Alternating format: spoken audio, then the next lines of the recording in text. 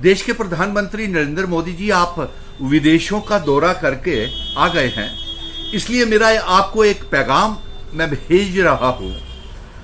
और जम्मू कश्मीर में अब जम्मू क्षेत्र के 10 के 10 जिलों में इतना आतंकवाद है, इतनी आतंकवाद की आग है कि जम्मू क्षेत्र में अब मातम छाया हुआ है 10 जिलों में, और इतने हालात खराब हैं जिसको हम बयान तक नहीं कर सकते हैं।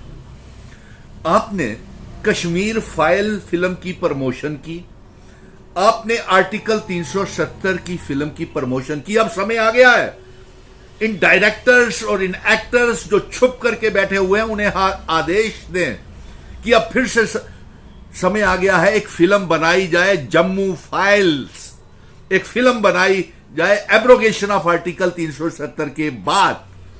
अब समय आ गया है।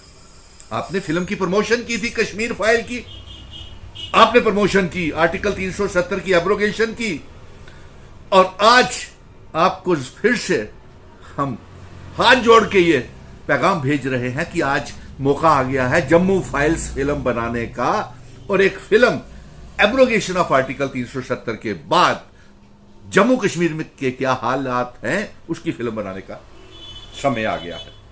आपने तो 370 को यूं ही बदनाम कर दिया, उसके ऊपर राजनीति की, जम्मू कश्मीर को पूरे मुल्क में बदनाम किया।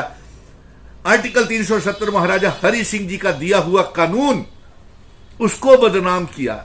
हमारी आइडेंटिटी, कल्चर, डेमोग्राफी, इतिहास को पूरे मुल्क में बेचा गया और तोड़ करके मामूली सा यूनियन टेरिटरी बना दिया गया। और आज हालात, प्रधानमंत्री जी, आप फुर्सत होगी आपको तो आप मेरी ये बात जरूर सुनिएगा कि जम्मू इतना जल रहा है कि आज director general of police Jammu Kashmir और पंजाब के डायरेक्टर जनरल ऑफ पुलिस एक हाई लेवल मीटिंग करने की जरूरत पड़ गई है, क्योंकि तमाम 10 जिलों में इतना आतंकवाद, इतनी इनकाउंटर्स, इतनी टारगेटेड किलिंग्स, इतनी शहादतें इनोसेंट सिविलियंस की और सुरक्षा बलों की हो रही हैं। कौन जिम्मेवार है?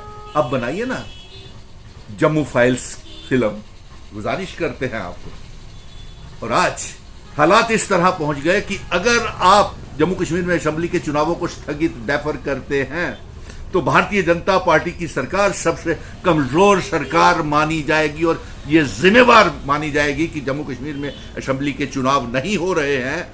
तो ये भारतीय जनता पार्टी और प्रधानमंत्री के कहने के बावजूद भी जम्मू कश्मीर में असेंबली के चुनाव नहीं हो पाए, क्योंकि आतंकवाद 5 अगस्त 2019 के बाद इतना फैल गया कि जम्मू कश्मीर के लोगों को मुश्किल के दौर से गुजरना पड़ रहा है। और मैं आज के साथ साथ, आज चुनाव आयोग की भी बैठक है, मैं ये गुजारिश करूंगा कि बिना झुके, बिना डरे हम जम्मू कश्मीर के तमाम राजनीतिक दलों को इकट्ठा करेंगे, और जो सुप्रीम कोर्ट के हिदायत है कि 30 सितंबर से पहले पहले जम्मू कश्मीर में चुनाव करवाए जाएं, उस डेडलाइन के अंदर अंदर जम्मू कश्मीर में चुनाव होने चाहिए। हमें जान का कोई खतरा नहीं है। हम मारे जाएंगे तो मरते रहेंगे, हमारे उम्मीदवार मरते हैं तो मर जाएं, लेकिन अवाम के मसले, उनकी आवाज दबनी नहीं चाहिए। ये मुल्क, भारत मुल्क इतना कमजोर नहीं है कि मुट्ठी भर आतंकवादियों के सामने हम अपने घुटने टेक देंगे। हमारा होम मिनिस्ट्री, हमारी पीएमओ ऑफिस, हमारा डिफेंस मिनिस्ट्री इतनी कमजोर नहीं हो सकती है कि एक आतंकवादियों की धमकियों के और उनके नापाक इरादों के खिलाफ जम्मू कश्मीर में जमहूरियत की बहाली ना कर सके, असेंबली के चुनाव ना कर सके। मैं आज प्रधानमंत्री जी, आपको फुर्सत है तो ये कह रहा हूं कि हम अपनी जानों की शहादतें देने के लिए, जम्मू कश्मीर भारत का अभिन्न अंग था, है और रहेगा, और पीओके गिलगित बल्टिस्तान को भी जम्मू कश्मीर रियासत का हिस्सा है और वो रहेगा, और उसको बनाएंगे हम। और हमें अपनी जान की परवाह नहीं है। आप जम्मू कश्मीर में चुनाव करवाएं, हम उम्मीदवारों को अगर गोली का सामना भी करना पड़ता है तो हम करेंगे, लेकिन देश को इतना कमजोर ना बनाएं और असेंबली के चुनावों को डेफर करके भारतीय जनता पार्टी की कमजोरी सामने आएगी और तमाम सुरक्षा बलों की कमजोरी सामने आएगी। इसलिए मैं चुनाव आयोग से कहूंगा कि बिना समय गवाए, सुप्रीम कोर्ट ने जो 30 सितंबर से पहले चुनाव करवाने की हिदायत दी है, उसकी तारीखों का ऐलान किया जाए और रियासत का दर्जा हमें जल्द से जल्द वापस किया जाए, क्योंकि हम जम्मू कश्मीर के लोगों को और मुश्किल दौर से गुजरते हुए जम्मू कश्मीर की बर्बादी और नहीं देख सकते हैं। और अफसोस से कहना पड़ रहा है कि अब प्रधानमंत्री जी वो एक्टर्स, वो डायरेक्टर्स को कहिए कि अब जम्मू फाइल बनाएं और जम्मू के क्या हालात हैं, एब्रोगेशन ऑफ आर्टिकल 370 के जम्मू कश्मीर के, उसके ऊपर भी फिल्म बनाए। आप ही ने प्रमोशन किया था, आप ही ने ये मार्गदर्शन किया था फिल्मों का, आप ही ने कश्मीर फाइल बनवाई थी। आज बदतर हालत है, जम्मू फाइल बनाने का मौका आ गया है। धन्यवाद, जय हिंद।